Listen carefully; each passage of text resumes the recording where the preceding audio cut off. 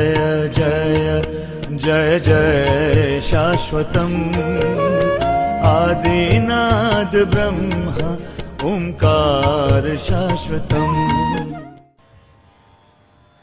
अवतार का प्रयोजन क्या है? किस लिए भगवान इस धरती पे अवतार लेते हैं? वो इसलिए आते हैं कि मनुष्य को जीकर दिखाएं कि जीना कैसे है, जीना कैसे है ये दिखाएं उनको, कर्तव्यों का पालन कैसे किया जाता है, आपसी संबंध कैसे बनते हैं, व्यवहारिकता सिखाने के लिए कोई तो रोल मॉडल हो, कोई उदाहरण हो जिनको देखकर हम सीख पाए। यहां पे भगवान गुरु महिमा बता रहे हैं। राजा के पुत्र है, चक्रवर्ती सम्राट राजा दशरथ के ज्येष्ठ पुत्र गुरुदेव के साथ जनकपुर गए हैं और आए तो दोनों तीनों थक गए होंगे। गुरुदेव थके तो राम जी भी थके होंगे, पैदल ही आ रहे हैं, और लक्ष्मण जी भी थक गए होंगे, लेकिन गुरुदेव पहले सोने गए और दोनों भाई अर्धरात्रि तक पैर दबा रहे हैं। आज के तथा कथित शिष्य होते तो बोलते कि राजा जनक, कोई मालिश वाला बुला दीजिए, गुरुदेव का पैर दबा दे। थक गए होंगे, कोई एक दो नौकर भेज दीजिए, कि हम तो राजा के पुत्र हैं, हम किसी साधु का पैर कैसे दबाएंगे। आप भेज देना, कोई आदमी, मजबूत आदमी भेजना जो गुरु जी की थकान दूर करे। लेकिन उन्होंने ये नहीं किया। मुनिवर सैन किन तब जाई, लगे चरण चापन दो भाई। दोनों भाइयों ने चरण दबाया। फिर भगवान राम विश्राम करने गए और उनके चरण लखन जी दबाने लगे। फिर आखिरी में लखन जी विश्राम करने गए और उठने की बारी लखन जी सबसे पहले उठे।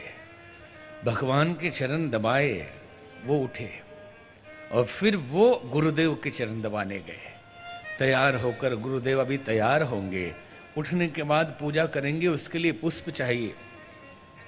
फूल लाने दोनों भाई पुष्प वाटिका गए। ये बात समझ लेना, साधारण शिष्य हो तो कहेगा कैसे गुरुजी है, हमारे बाद सो के उठते हैं, इनसे पहले तो हम ही उठ जाते हैं, कि सब धोखा है, कुछ नहीं है, कि कोई पूजा पाठ खास तो करते हमने देखा नहीं। ये जरूर है, संतों को पूजा करना चाहिए और संत करते भी हैं, लेकिन आप सोचें कि आप जैसा करते हैं वैसा ही वो भी करे, ये उचित नहीं है। क्योंकि एबीसीडी विद्यार्थी को पढ़ाया जाता है, जरूरी नहीं कि एमए क्लास का विद्यार्थी भी एबीसीडी पढ़े, वो तो अब ग्रंथ पढ़ता है। और विद्यार्थी बोले कि आपने तो हमें एबीसीडी बता दिया, हमें कहा ये 5 माला ये वाला करो, और आप तो वो कर नहीं रहे, आप तो कुछ और कर रहे हैं। तो कुछ और जो कर रहे हैं वो आपके समझ से बाहर है, तो वो न देखे। गुरुदेव के पूजा के लिए फूल लाने भगवान बगीचे में गए और वहां तही अवसर सीता तह आई, गिरजा पूजन जननी पठाई। भवानी मैया के पूजन के लिए माता जी ने उनके भेजा कि जाके पूजन करके आओ, जगदम्बा को मना के आओ, क्योंकि धनुष कौन तोड़ेगा अभी ठिकाना नहीं, कौन राजा आएगा और किसके भाग्य में लिखा है, तेरे योग्य वर मिले ऐसा प्रार्थना करके आना। बगीचे में गई और उस वाटिका में सीता जी की कुछ सहेलियों ने राम जी को देख लिया। इस सुंदर रूप को देखकर भाव विभोर हुई और जाकर आपस में चर्चा करती है कि बाग में 2 कुंवर आए हैं, देखन बाग कुंवर दो आए। बगीचा देखने 2 राजकुमार आए हैं, बै किशोर सब भांति सुहाए। युवक है, तरुण है, हर प्रकार से सुंदर है। कहते हैं कि जिन्होंने देखा वो बोल नहीं सकती, और जो बोल रही है उन्होंने देखा नहीं। आंखों ने देखा वो बोलती नहीं, और जो जुबान बोल रही है वो देखती नहीं। श्यामल गौर किमि करूं बखाने, सांवले और गोरे रूप का कैसे बखान करूं। एक कहती है कि राजा के पुत्र हैं, मुनि के संग कल ही आए हैं। ये चर्चा चल रही है। सीता जी पुष्प वाटिका में ही है।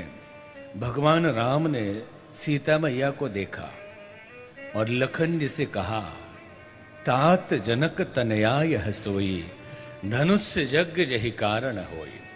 हे तात, थोड़ा बढ़ा सकते, यही जनक जी की कन्या है जिसके कारण धनुष यज्ञ किया जा रहा है।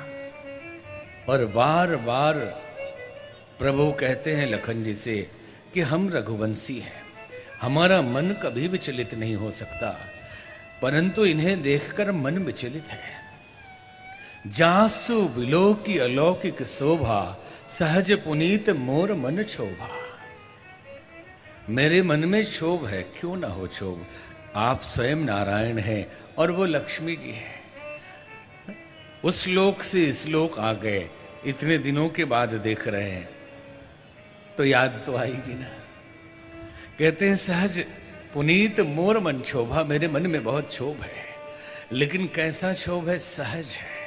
आप कल्पना करना क्षोभ का मतलब क्या होता है। शांत जल में कंकड़ मार दे वो क्षोभ है, तरंग हिलने लगे वो क्षोभ है। शांत मन में तरंग उठने लगे वो क्षोभ है। तो क्षोभ कभी सहज हो सकता है? क्षोभ हमेशा असहज होता है। जब दिक्कत आएगी, जब तरंगे उठेंगी, विकार आएंगे तो असहज होंगे, मन कभी सहज नहीं होगा। लेकिन यहां भगवान कहते हैं सहज पुनीत मोर मन क्षोभा, सहज है और पवित्र भी है, पुनीत है। मेरे मन में क्षोभ हो गया, सहज और पुनीत क्षोभ है। क्या देखकर? जासु बिलो की अलौकिक शोभा, जिसकी अलौकिक शोभा देखकर मेरे मन में पवित्र क्षोभ आया। कैसी शोभा देखकर? लौकिक नहीं, अलौकिक। इस संसार की ये शोभा नहीं है, ये जगत से पार की शोभा है, यह परलोक की शोभा है, यह वैकुंठ की शोभा है। इसलिए सहज पवित्र क्षोभ है। लौकिक और अलौकिक का फर्क समझ ले। संसारी आदमी हर चीज को लौकिक दृष्टि से ही देखता है। जो संसार का हो वो लौकिक है, और जो संसार के पार का हो अलौकिक है। और यूं कह सकते हैं जो क्षण भर में मिट जाए वो लौकिक है, और जो शाश्वत हो, सनातन हो, वो अलौकिक है।